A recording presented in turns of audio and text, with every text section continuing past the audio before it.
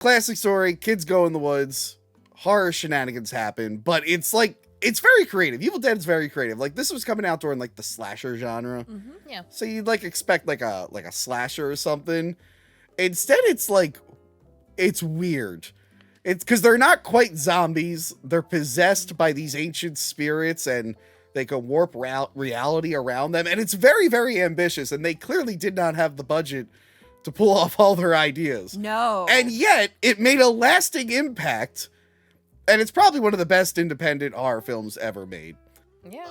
Easily. What are your thoughts on the first Evil Dead? I think it's absolutely amazing. It's absolutely my favorite. I would hands down say that. They had barely any budget at all. They were making things on the fly. People got hurt constantly on set. Yes. Constantly. I'm pretty sure there were broken bones. Bruce Campbell does a lot of... what he does is he'll partner with a few theaters and they'll show it virtually. I know they did this a lot during COVID. And he'll do a live commentary. Yes. And he does this all the time. So I'm pretty sure he says the same thing over and over. But still listening to that is fascinating. It's all the real blood that goes into it. I was like, damn, they worked really hard. They're pretty proud of it. I will say the Evil Dead, the trilogy, is something you need a physical copy of because the commentaries are sometimes more. I think I've listened to the Evil Dead 2 commentary probably more times than I've seen the movie, legitimately, because it's so entertaining. You learn so much from them. I haven't listened to it yet. And like I said, Evil Dead 1 is like filmed over the course of a couple years, and there's like shots later on of like Scotty walking, and it's actually Ted Raimi when he was really young in a different house 2 years later because they just never got that shot. It's like insane. There's so much the low budget stuff that went into it, and it's fun seeing young Bruce Campbell, unibrow and all. Yeah, I don't know. I think maybe the first time I saw it, I was a little thrown off because it is kind of cheesy. Like, I don't know what I was expecting. How did you feel the first time you saw it? I still was scared of the first one. There are still some really scary moments. I think when they get on their full Deadite form toward the end, you're like, okay, this is getting a little goofy. They're vomiting milk. Yeah, but I mean, I was younger when I saw it, so like it still creeped me out. And I still think it has its scary moments. Like you said, now I'm like, okay, yeah, it's goofy, but I appreciate everything that they put into it because they loved it. It's not meant to be goofy, obviously. It's kind of unintentionally goofy, which kind of directs the series from that point on. Yeah. But you're right. People did get hurt. This DVD came with the Ladies of Evil Dead. Woke! Oh my God. I gotta do one per episode. They're gonna take their signatures back now. I wonder if they used their real names or their stage names because they were all SAG and they weren't technically supposed to be in this movie. Oh, really? Didn't know that. So their names on like the credits are like not their SAG names. So they went against SAG. They talked about like the contacts they used, the old glass contacts. They're like those things like ripped our eyes up. They really hurt.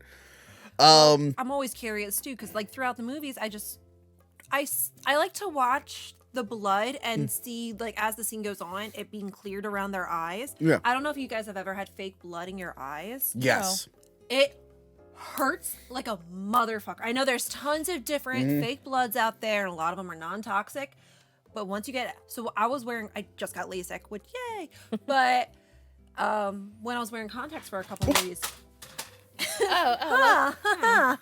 What? Did you guys hear something? No, not at all. I guess not. I guess it was just our imagination. You guys are real jumpy. Might be from that new scary movie we saw. But I am a man. I'm not scared, and I did not jump. Continue. You're a man? Kind of. Keep going. Kind of. Man-child. The contacts I would wear. And the blood would go under the contacts. And I knew it was so bad because I took out the contacts. I remember this one specific night, I took off the contacts, and the contact was pink. It was dyed pink. And I was like, this shit, damn it. Like, it hurts. And it's always interesting to see blood and then it wiped a little bit as it goes. I'm like, it's because that shit. Yeah. You know. That's funny, though, how you're relating to the movie because I filmed a horror movie in college. You did? Your niece was in it. She was a little ghost girl in it. Oh, yeah. Which is actually about a single woman in a high-rise apartment being stalked by evil demons. I'm going to have to write a letter to Warner Brothers after this. Holy shit. Anyway, the one girl in the movie, the older ghost, we put blood on her. We did not realize that she had some kind of reaction to the fake blood. You didn't do a test patch? I guess. You know what's weird? No. I think we guess, like, shot. it's No, just I think we school shot with the out. fake blood, and it was fine. And then like another day, we shot with the same blood, and for some reason that time, her eyes like bubbled up and like swelled for an entire week. I remember seeing her. She like texted me. She's like, "Oh my god, my face is screwed up." And then like I went to like the tech center at Temple, and I looked at her and I went, "Oh." God. And she was so pissed because she's like, my boyfriend's visiting from out of town this weekend.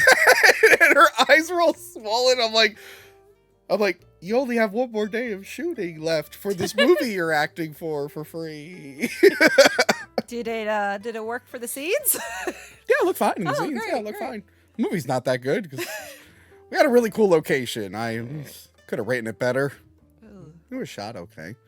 Anyway, But yeah, indie films, you do what you can and you kind of suffer with it because you're not doing it for the money. but you can learn a lot from this movie. Like I learned a lot of can. techniques. Like I didn't really understand reverse photography yes. until this.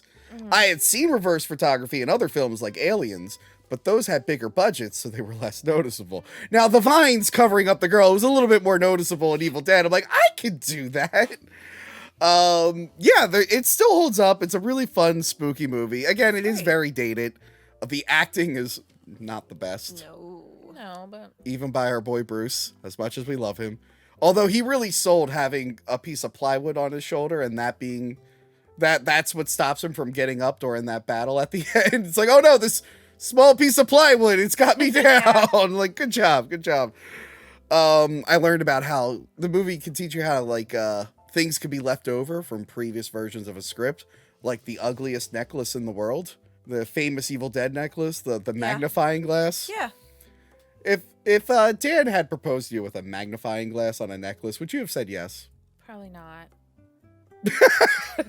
I mean, unless there was some sentimental value to it. but, Imagine like, you're in a universe where Evil Dead doesn't exist. Factor that in. You're like, what the fuck is this? Yeah. It's so funny because the magnifying glass was going to be used to burn the book at the end. He was That gonna would have been great. he was gonna put it in the sunlight to burn the book, and that was gonna cause it. And then they were like, "We have no money for like a laser effect." And they're like, "Well, what do we do?" Like, he'll use the necklace to grab it and throw it. It's like, well, now we're stuck with this shitty necklace with a magnifying glass that no woman will ever love. And the girl in the movie's like, "Oh, it's amazing." I'd like one. You'd like one because of this movie. This movie didn't exist. No. I just like presents. You like presents? I like presents. Well, Monica didn't seem thrilled with the present I got her. What'd you give her? A picture of her, William Shatner, and my ex-girlfriend. You can have this picture. Okay. I like presents. Okay. I'll take it. I'm gonna I'll hang it o- and frame it and put my I'll living only room. show half of it. Okay. But there's Monica, William Shatner, and on the other side is my ex-girlfriend. I found this in a box recently, and I was like, I bet Monica wants this. You can legit cut her out. Yeah. Keep saying that, but Like, Can I put literally, my just- face? Can I put my Yes. face? if you want to. So, Evil Dead's fun. What's your favorite scene in The Evil Dead? In the Evil Dead, Like, spookiest scene. I mean, the tree scene's just so freaking iconic. Yes. But I do love the scene when it's what's her face when she's in the basement and Linda when they're both laughing at When she's like singing laughing and at stuff. Ash. Yeah. Yeah. Yeah. That is it's great. That's like ingrained in my memory. Yeah. Like, Yeah. We're gonna get you. We're gonna get you. The one that actually scares me, also in the basement, but not that scene, is like it's like Linda's who's the sister? The creepiest scene I think is when Cheryl, it's her point of view looking out of the basement after they have her trapped. Mm-hmm. And the one girl's like, "What happened to her eyes?" And I like when it goes back into the basement. It's just like Cheryl just like laughing, and that really makes me uncomfortable. But yeah, All it's the Cheryl scenes. yeah. they're- Cheryl's just creepy as fuck. She kind of is the main taker. Like even when it's like Linda being evil at the end, I'm like, not as good as Cheryl. It's Cheryl.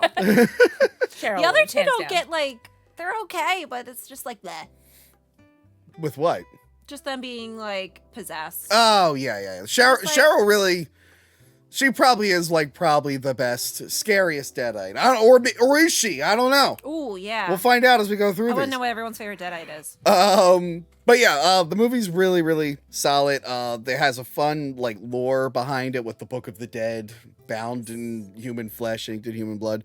The ending is exciting, except the stop motion is very dated. I love it. Stop motion is very, very dated. Like, it doesn't even look like blood at the end. It literally looks like Play-Doh at the end. Yeah. Well, I mean, then you go into the second one. Yes.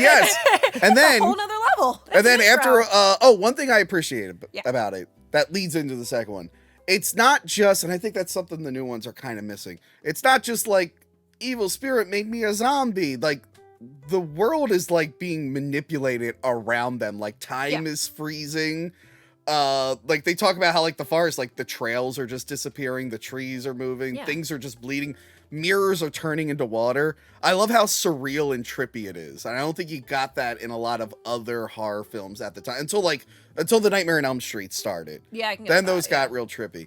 That's something that I think really made this stand aside from all the other ones and the over-the-top gore. They really went over the top with the gore. But yes, Evil Dead 1, really, really good. Remember to like, comment, and subscribe. Check out our other videos and Patreon page.